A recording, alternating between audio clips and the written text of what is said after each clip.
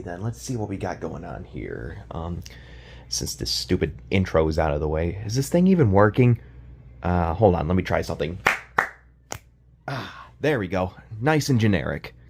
What up, everybody? It is G.C.R. Productions here, and today I will be doing a different type of video today. Surprising, right? And to be exact, a video that involves me yapping behind a screen, although my yapping skills aren't anywhere near as good as these trendy boys right here on screen. But to get straight to the point, most to all of the rail fans watching this video right now may know about the biggest trend that's currently going on in the community, and that is CP 2816's Final Spike Steam Tour train that's touring from Calgary, Alberta, all the way down to Mexico City.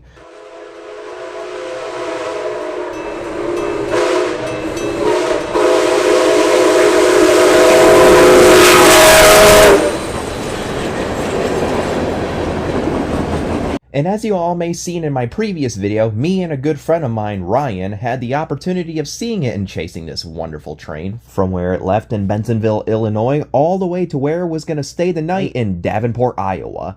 Starting the chase from the Metro Elgin sub, and then onto the CPKC Chicago sub, and then later onto the CPKC Davenport sub, which was very beautiful, by the way. And if I had to describe this chase, I would call it a task failed successfully. And I say that one hell of an oxymoron because, well, the chase didn't exactly go as planned. But yet, me and Ryan still made it work, and here's how.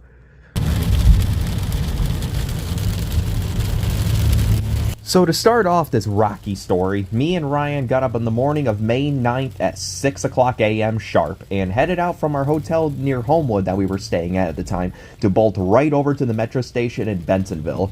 And right off the bat, it was raining. And that's one thing that I noticed with most of the days where 2816 was moving to their next event location. Like, can the weather just be nice for this streamer for once? Nah, funk nah. But anyways, we arrived at Bensenville and was met with a nice-ish shower, as well as a shower of nice Metro action with some ex-Amtrak F-59s and stuff like that too. Pretty neat stuff, you know. And then soon, our little special Objective Foamer Express shows up. 2816 visibly pulls out of the yard at around 8 a.m. and then starts slowly cruising out of the yard in Bensenville, where it would shower us and a good majority of the rest of the people that were over there in steam.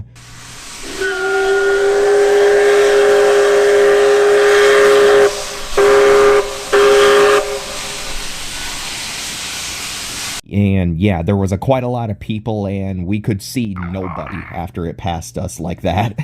So then that marked the very beginning of me and Ryan's very rocky chase of this big and wonderful H-1B Hudson all the way to Iowa.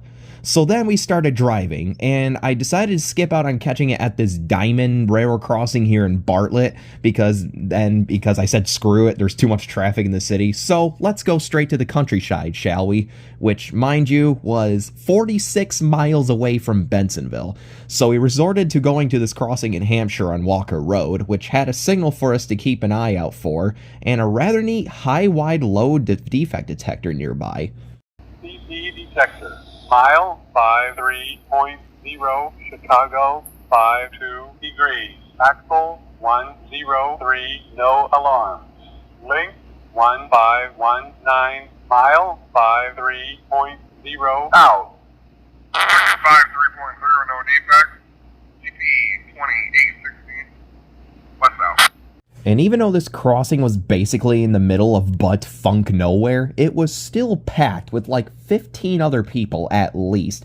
And this was really stressing me out because I just realized at that moment that the amount of people going out for this thing was really going to affect our chase. And long story short, it did. So we ended up waiting for about a half an hour for 2816 to show up until somebody told us that it was under a 10-mile-an-hour restriction because of some of the signals on the line were malfunctioning. That's why that signal was green down there. I think that one was like malfunctioning. Which, that wasn't a slap in the face for not catching it at more locations or anything. But it was no big deal. Until We saw it pull up further down the line at around downtown Hampshire, and long story short, we got tired of waiting for it while it was just blocking the crossing down there, since it actually had to stop for maintenance and a few other things. So then me and Ryan decided to just go down to, dang it, what was that town called? Genoa, Quinoa, however the frack you pronounce this city name. So yeah, we went further west to get some McDonald's. So then when we got back, 2816 was already moving, and he was going pretty quick too. So when we got back to around the Hampshire area, we ended up chasing this thing to a different crossing, and we caught it last minute.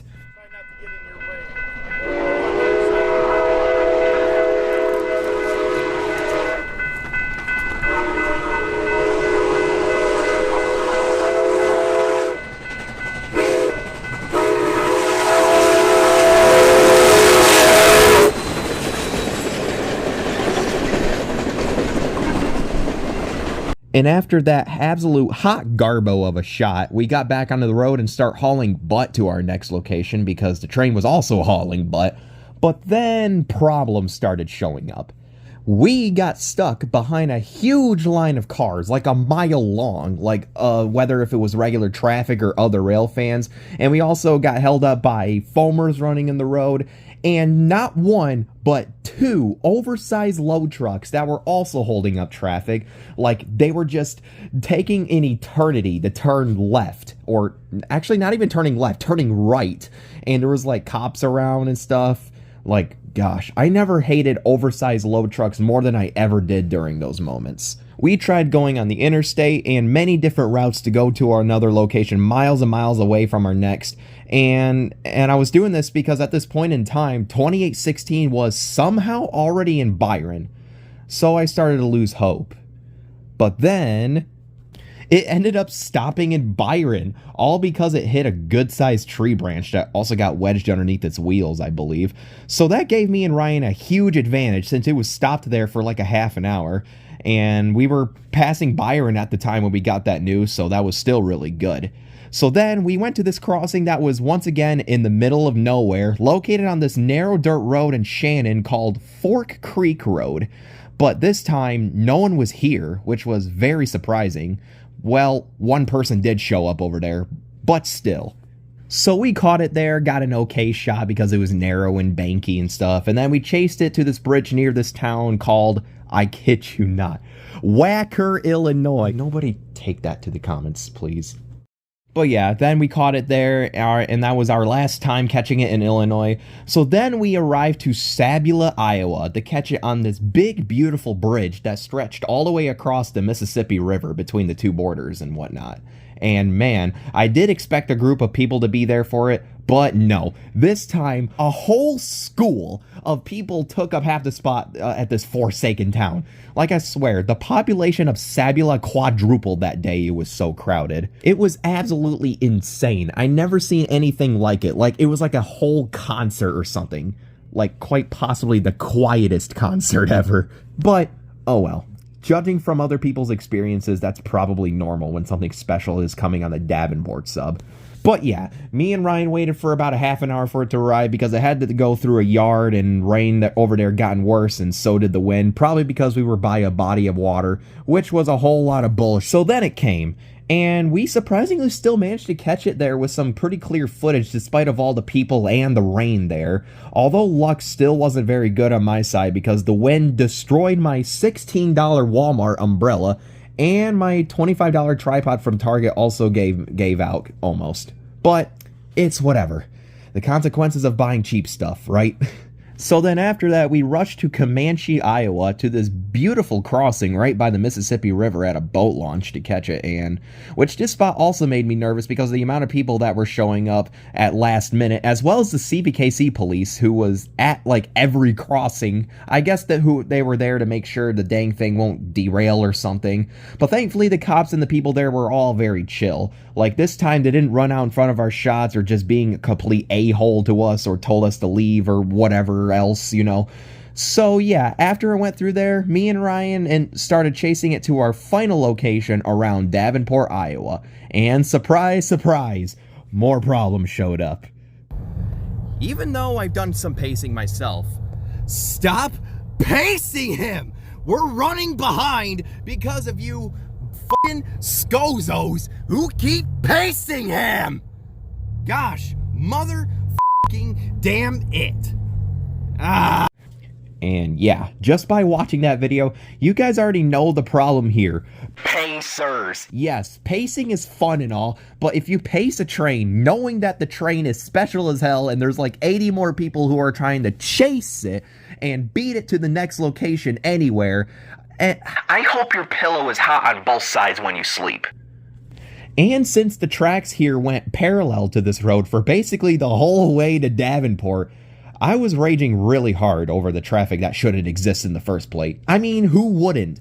There were even cars seen in a ditch, surprisingly, right? And more foamers basically jaywalking and playing chicken with my 300,000-mile Chevy Impala with junkyard parts up front and lots of deer damage. Thankfully, though, the road widened and I was able to get ahead of the train and around a bunch of other cars with the other lane. And as soon as me and Ryan arrived at Davenport, the train was already going pretty slow since it was already getting pretty close to Nahant Yard. And I also ended up meeting with one of my longtime online buddies that I've known for over 6 years now. Cameron of Trainboy 1522 Productions. You might be the right person to talk to about this, but I found something on the side of the road and I don't know what to do with it, so here it is. What are you doing, bro? Me and him have been always wanting to meet for a while, but whatever reason, it kept failing. But nope, not this time. We met up and crossed paths while we were chasing 2016.